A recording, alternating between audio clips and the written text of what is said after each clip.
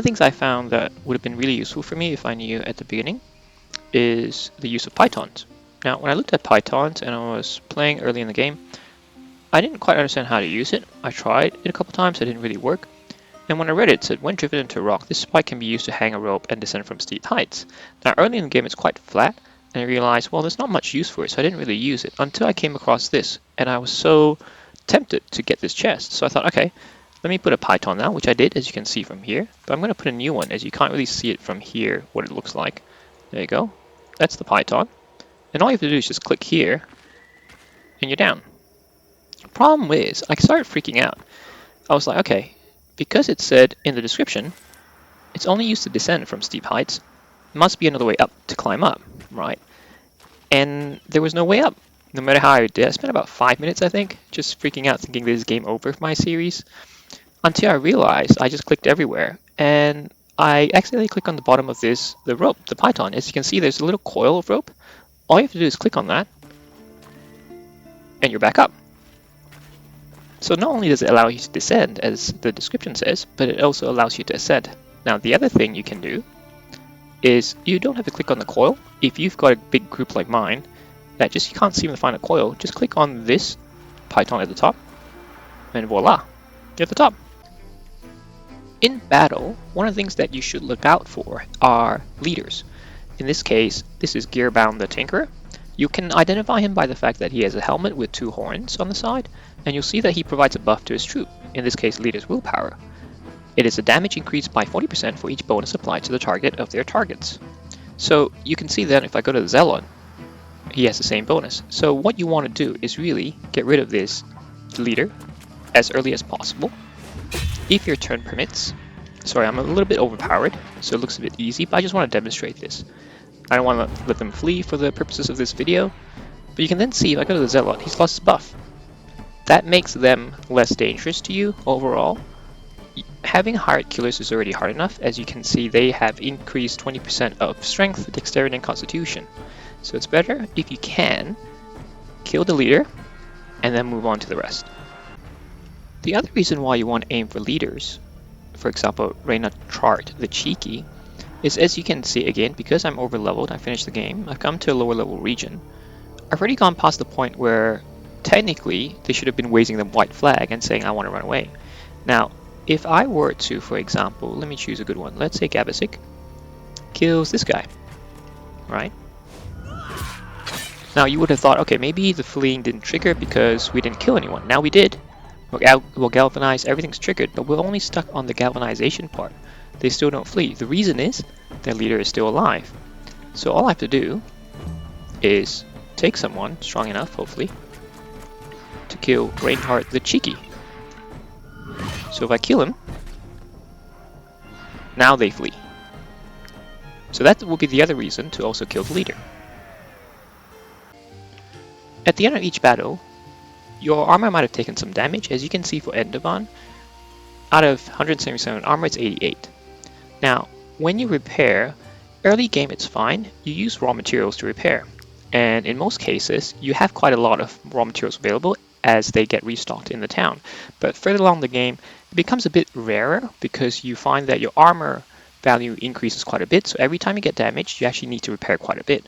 In order to save the raw materials, what I normally do is I don't repair to the full. So for example, in this screen, it can say repair all. Now repair all would have taken 2 raw materials. But if I go to Endervan specifically, who's the one with the damaged armor, if I repair once, now I'm finished the game, so I can repair for 72 armor each time. Repair once, that goes to 160.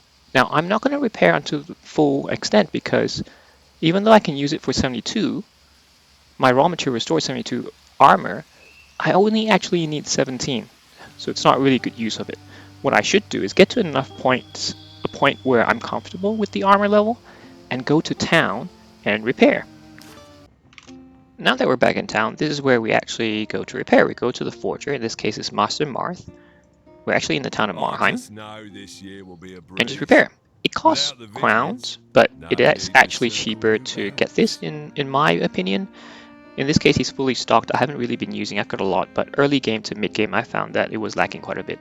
So I would just repair it to the bare minimum that I need, come back to town and just get the forger blacksmith to repair everything else. Whenever I play role-playing games, I always worry about the skills that I choose. In the captain's case, who is called Diguena, I worry about, am I choosing the right skill? Is it protector, fighter, swordmaster, or duelist? And then all the skill tree, which one's the right one? Now, there is no right one, it's really up to your preference so that you still enjoy the game. But if you ever worry about it, in most RPG games, you can respec or respecialize, and in Wartales, the point of interest or place you go to respec is the Brotherhood Training Grounds. Now, there's one available in every region. As you can see, I'm in the one in Tilton County, which is kind of the starting region, so rest assured, you can easily find one. All you have to do is talk to the hired goon, or whoever's standing at the If one of desk. your companions doesn't carry their weight, don't be afraid to teach them new skills. We can help you with that. For a price. So yes, for a price they can help you with new skills. This includes respecialization, and that costs 500 crowns.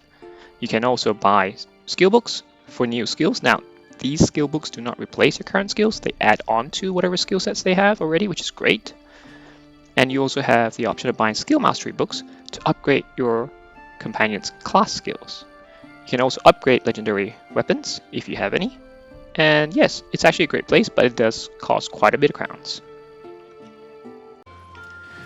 One of the things I like about Wartales is the concept of professions. There are up to 10 professions in the game, and that is a blacksmith, woodcutter, bard, scholar, angler, tinkerer, cook, thief, alchemist, and miner. Now, I found in early game that it was quite beneficial for me to assign the right profession to my companion, dependent on what type of class they're in. Captain would start off as a swordsperson, and her skills would have been melee based, with strength significantly boosting any damage she deals. So what I did was assign her the profession of blacksmith. She became a master at the end of the game, and that increases her attribute of strength by 10 points. Now, if she were to be a novice in the early game, which is what everyone starts out with, it's just +1. But over time, as you level it up, it does increase its benefit, and it also unlocks everything that you can do as a blacksmith. In this case, she can craft anything and everything as a master. Another thing that will be useful to know is you can swap between professions should you wish to. For example, Haim.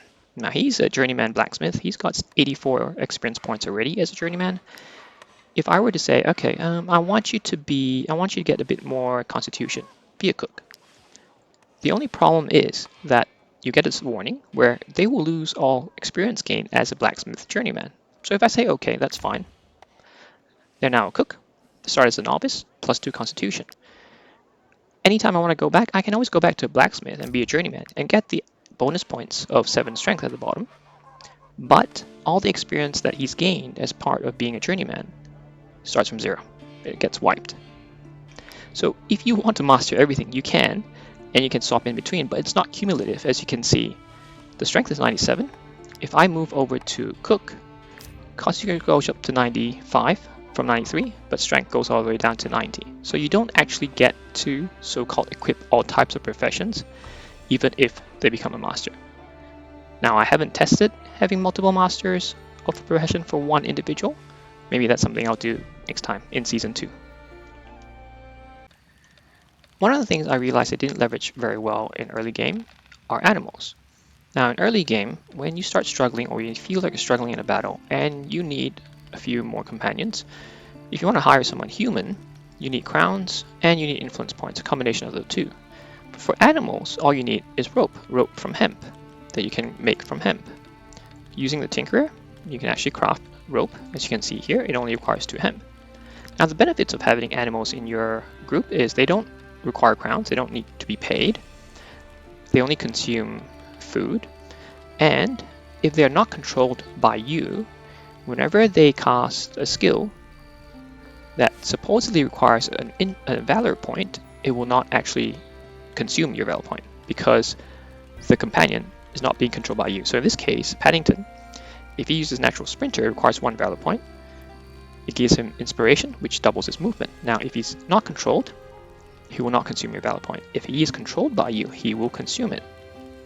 You can actually control him by one of 2 methods, which is crafting a collar. Now, not this collar, there's another collar that you can craft. Let me find it quickly.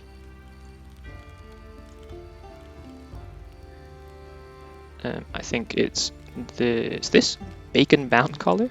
So you can control them in combat. Now, that's one option. The other option is through the archery tree. There is a beast mastery skill that if you choose that, you can control your animals in battle. Now again, if you control them, whenever you use their skill, you consume a valor point. Why I don't suggest using it early game is because you have very limited valor points. It's probably best to just let them roam as they see fit in battle, and then you can save your valor points for your human companions. As you can see here, we have a couple of animals that are about to take their turn. Now, as you can see, we can't control them. Right? We've clicked on them and everything's grayed out. We can only control our companions.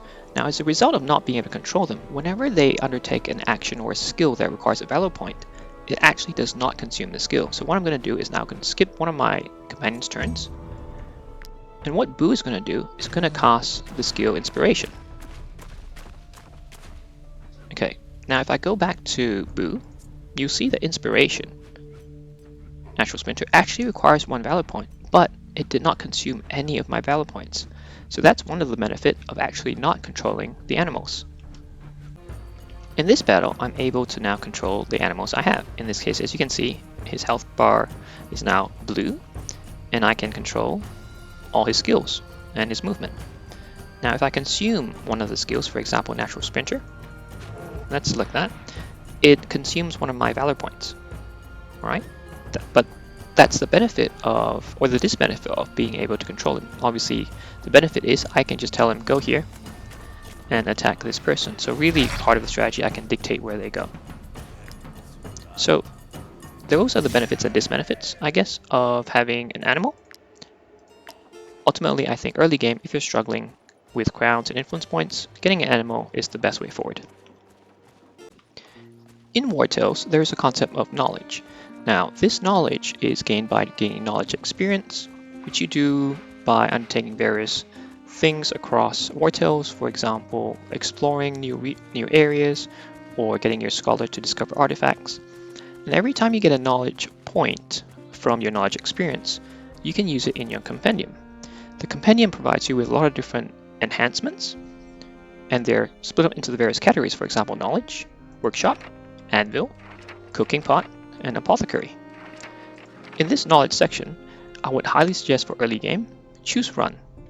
Run allows you to hold the shift key and run quicker, rather than at this pace walking, where you have to pretty much go back and forth between bounties or explored areas or points of interest. You can just hit shift, you can see the green circle, and I'm running much faster. Now, be careful not to exhaust this, otherwise you're just going to be walking pace for a while until you recover your stamina. So that would be what I would highly suggest getting when you unlock your first knowledge point. As you're traveling throughout Wartales regions and exploring, battling, picking resources left, right, center, or mining for them, chopping for them, whatever you may do, you're going to end up with quite a large amount of things in your bag. Now you can compensate for that by getting more, I guess, animals to help carry it, but it'll come to a point where it's not sustainable because you need to keep feeding them. Now, one very useful feature are travel posts. You'll get access to travel posts through the trade and craftsmanship path, and you can see here level 4 you can build a travel post in the main village of each region. You can travel quickly from one travel post to another, so that's basically giving you 2 things.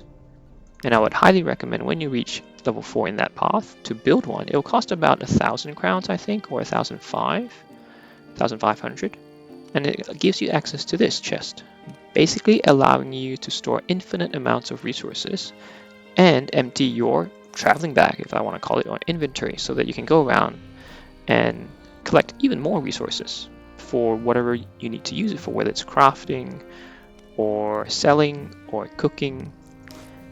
And you can see here I've got so many things here, and it's not full. There's no such thing as it being full. The other thing you can do is you can go to a stewardess or steward, whoever is manning this travel post. You can talk to them, and you can fast travel from one region to another, so you don't have to walk.